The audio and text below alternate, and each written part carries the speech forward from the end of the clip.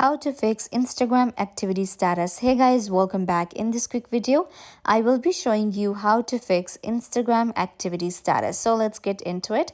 First of all, you're going to open up your Instagram and you will get right here.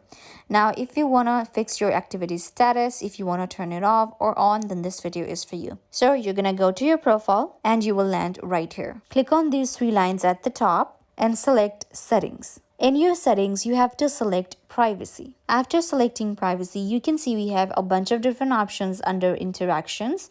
We have hidden words, limits, comments, mentions, and more. And here we have activity status just above messages. So you're going to select activity status. And this is where we can actually turn on and off our activity status. Allow accounts you follow and anyone you message to see when you were last active or are currently active on Instagram apps.